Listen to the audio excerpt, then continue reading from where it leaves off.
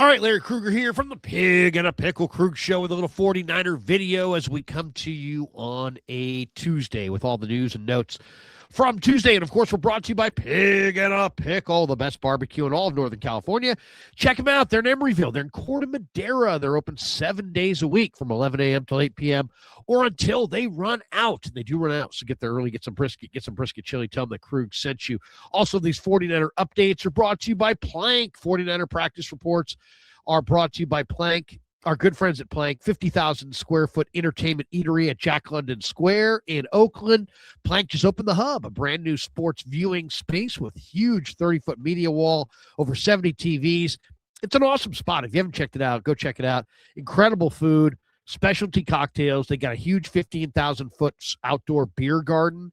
Got about 49 different beers on tap. They got 12 lanes of bowling, bocce, arcade games.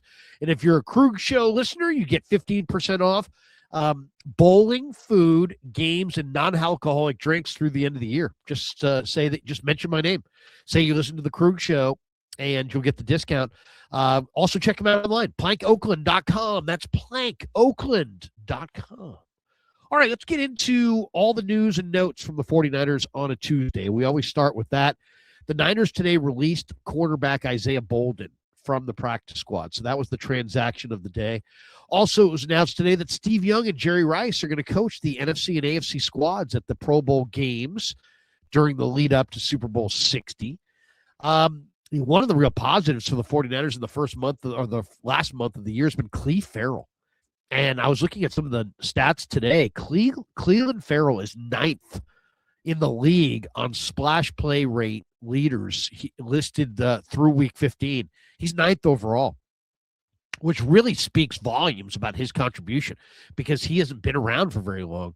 And the fact that he's 9th in the league in splash play rate is among the leaders is really, really great. As far as power rankings, where do the power rankers, where do the different media sources have the Niners ranked? Well, Colin Cowherd has them 7th. ESPN's power rankings says they're 7th best team in the NFL. SI's got them 10th. Pro Football Talk, that's Florio and the boys over there, they say 9th. CBS Sports 7th. The Athletic lists them 7th. Sporting News says they're the 6th best team. Fox Sports says 7th. NFL.com says 8th. Bleacher Report says 11th. USA Today says 9th. Yahoo says 11th. The Ringer says 12th. So there you go. That's how the kind of the consensus viewpoint of the 49ers. Nobody's got them as a top 5 team in football. The high water mark is 6th. The low water mark is 12th. So 6 to 12. That's where they're rated in the NFL by most of the different publications out there. By the way, for the upcoming Monday nighter, it's going to be Phillip Rivers at quarterback for the Colts against the Niners. Niners are a 5.5-point favorite. The over/under is set at 46.5. This is going to be an interesting game. Indy's lost 4 in a row, and they're trying to stop the bleeding. The Niners, on the other hand, have won 4 in a row. Now, one area where the 49ers game is really lagging right now is run. Running the ball. They're not running the ball. They're not stopping the run. The old saying, run the ball, stop the run, win the game. Well, the 49ers are not running the ball, not stopping the run, and still winning the games. So if they could get the run game going and the run defense going, they might be able to go on a real run. No pun intended. San Francisco's 26th in the NFL in EPA per rush, 22nd in the NFL in rushing success rate. And on defense, they can't stop the run. They're 32nd in opponents' rushing success rate. And they're 31st in pressure rate, 26.3%. So CMC was on a 1,000 pace. He's now on pace for 1,120 rushing yards and 996 receiving yards. So that's the latest on CMC. As far as some interesting stats for the 49ers, for the 4th time all year, the Niners got zero sacks in a game against Tennessee this last week. None. Struck out, not one. And that's really discouraging because Tennessee had given up 49 sacks, second most in the NFL, and the Niners got none for the 4th time. So that's not good. Tennessee, as I said, the Niners can't stop the run. 6.8 yards per carry average. It was the highest against San Francisco of any running back this year. So you got to ask the question, is the Niner run D getting worse as time goes on? Also, the Niners getting worn down. They've missed 26 tackles in the last 2 games, and a lot of that can be attributable to fatigue. 15 against Cleveland, 11 last week against Tennessee. If the Niners want to have any chance of doing anything in the playoffs, they're going to have to clean that up. You can't have massive amounts of missed tackles every week and win. Not against the better teams. You may be able to beat the Browns and, the Titans, but you're not going to beat good teams if you miss tackles, if you can't make plays.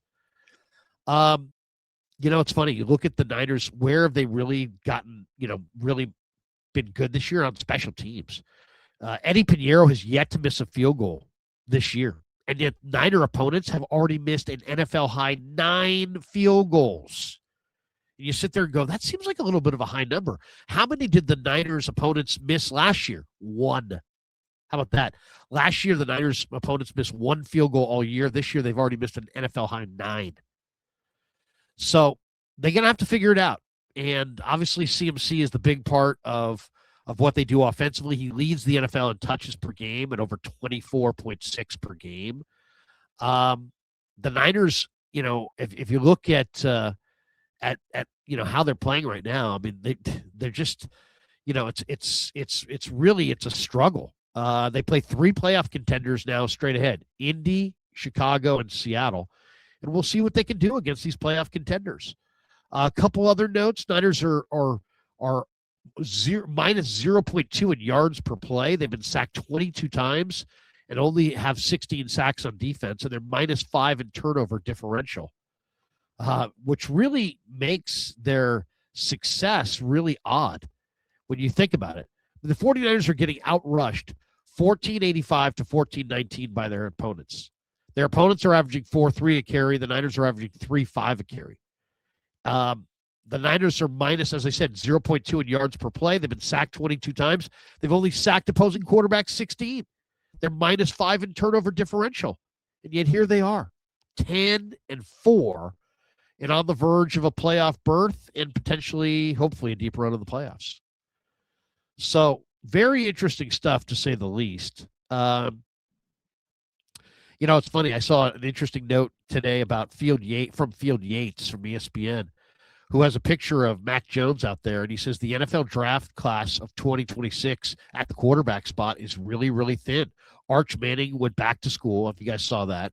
So that only adds to the thought that the Niners could get a pretty good haul in return for Mac Jones should they shop him.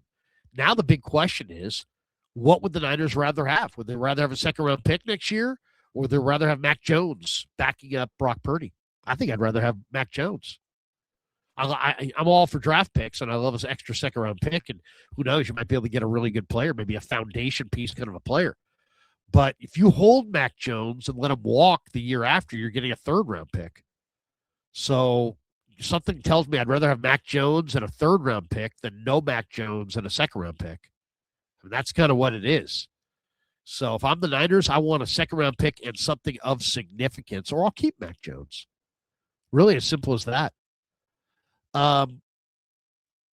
If you want to look at what's happened recently to the Niner run D, the guy that they really, really miss, Tatum Bethune. If you look at the overall numbers against the Niners, the run defense numbers for the year, they're not good, but they're much worse in the last 3 weeks. 106.1 per game, that's yards per game rushing. 4.3 yards per carry. That's the overall numbers for the year. But the Niners have allowed 343 rushing yards in the last 3 games on 64 carries, which is 5.4 yards per attempt. So without Bethune, they went from giving up roughly 4.5 yards a carry to 5.5 yards a carry. Tatum Bethune means a lot to the 49ers. There's no question. They got to get him back. They got to get him back on the field. He's a significant player. 49ers odds of making the playoffs are 95.8% chance to make the playoffs. Their best odds are to finish in the 6th seed, 50% odds of that, or the 5 seed, 20% odds of that. They still have a 6.5% chance to finish as the number 1 seed. They can clinch a playoff berth as soon as this weekend. And the Niners have a real shot at getting the number 1 seed. Here's how it happens. 49ers have to win out at Indy against the Bears and then the Seahawks. Niners need the Seahawks to beat the Rams on Thursday night up in Seattle. That would give the Niners a 5-1 record in the division, 13-4 overall on the year. They'd win the division and get the top seed. So, they have to win out. They got to win out. But if they win out and Seahawks beat the Rams, Niners have a real shot at that number 1 seed. The road to the Super Bowl could come through Levi's if the Niners could hold serve. Especially around the holidays, it feels like there's a new scam popping up every day. Fake deals, weird payment requests, stuff that just doesn't feel right. That's why I'm a lot more careful than I used to be when I'm sending money, and why I've really come to appreciate Cash App. Scammers know the holidays are busy for everyone, which can make us all targets for scams. And that's why Cash App builds in protections to help keep your money safe while you're checking off your shopping list. If you're about to send money to someone for a deal that's too good to be true, and then Cash App flags it as a potential scam, they'll warn you before you send the money. Cash App also gives you an extra layer of protection with features like security lock. You can require a PIN, Face ID, or fingerprint to unlock your account and move money. So even if someone gets a hold of your unlocked phone at a holiday party, your money is right where you left it. That's extra peace of mind, and it goes a long way this time of year. For a limited time only, new Cash App customers can get our exclusive code to earn some additional cash. For real, just download Cash App, use our exclusive referral code, which is Secure10. Secure10 is our exclusive referral code in your profile. Then send $5 to a friend within 14 days, and you'll get $10 dropped right into your account. Terms apply. That's money. That's Cash App. Cash App is a financial services platform, not a bank. Banking services provided by Cash App's bank partners. Prepaid debit cards issued by Sutton Bank, member FDIC. Promotions provided by Cash App, a Block Inc. brand. Visit cash.app/legal/podcast for full disclosures. As far as the win last weekend, just a couple thoughts on it. First of all, Trent Williams was awesome. He was the best player on the field. He was just incredible. Trent Williams is starting to play late in the year like a guy who badly wants a Super Bowl ring. He looked great in this game. Incredible performance by Trent. Brock Purdy was incredible off script. 17 of 23 for 235 yards and 3 touchdowns on plays longer than 2.5 seconds. Pearsall had 30% of the targets. Kittle 29% of the targets. Pearsall's 2.8 yards per reception of separation on 13.3 air yards per target. Were the kind of numbers the Niners like to see. Kittle had some great yards after the catch. So, the Niners secondary was not good in this game, and it needs to be better. And they obviously have to have more pass rush. You need more pass rush. It's a rush and cover game. You need more pass rush. You need, more pass rush. You need more coverage, better coverage. If you get all of that, you got a shot. You got a real shot. A couple other notes. Spencer Burford checked out pretty good according to Shanahan. He's expected to be able to practice this week. Jacob Cowing's practice window is expected to be open next week for Chicago. Bethune, Aquinu, Elliott, and Kendricks are all expected to return to practice this week. That's great news. Also, Shanahan said that Pearsall irritated his knee, and he has a lower ankle sprain, and they're not sure if he'll be able to practice. So we'll find out here on Wednesday if he can go. Phillip Rivers is officially starting. Adam Schefter made that announcement. Highest graded 49er against Tennessee on offense was Trent Williams. Highest graded 49er on defense was Cleveland Farrell. Kendrick Bourne needs one more yard receiving to reach his $500,000 incentive bonus. Hopefully he gets it. By the way, if you're looking for historical significance on where the Niners are right now, Kyle Shanahan has had 4 10-win teams during his tenure, 10-plus win teams during his tenure with the Niners. All 4 made it to the NFC title game. 2 made it to the Super Bowl. The Niners are 10-4. So, with the big challenge in this game is, can they stop Jonathan Taylor? The Colts have the 6th-ranked rushing offense. Niners just gave up 6-8 at carry to a Titans team that came into the game ranking 31st in rushing offense. So, You got to be better against the run, or it could be a long Monday nighter against the Colts. A couple last notes. Steve Wilks, former Niner defensive coordinator, fired Monday as the Jets defensive coordinator by Aaron Glenn. And Brock Purdy now has 7 career games of a passer rating of 140 plus because he had one this last weekend. That ties him with Kurt Warner for the most such games by a player in his first 4 seasons in the history of the NFL. How about that? Niners coming off a game where they had 430 yards of offense, and that's the most they've had all season long. And that is the number that I would point to if you're a Niner fan saying, hey, do they have a shot? Do they have a shot? They have a shot if their offense can really start to cook. And the fact that their offense put up 430 yards is a good example that maybe they are starting to cook. Maybe they are starting to cook. Niners are only 11th in points per game, averaging 24.6. If they can get that number closer to 30, they may have a run in the playoffs.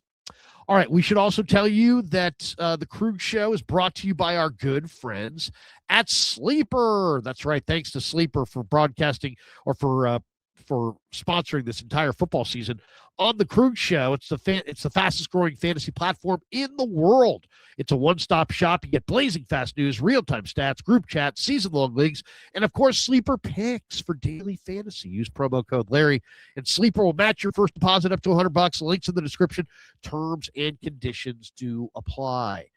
Thanks to Sleeper for sponsoring the Krug Show, and thanks to all of you guys for supporting the Krug Show on YouTube.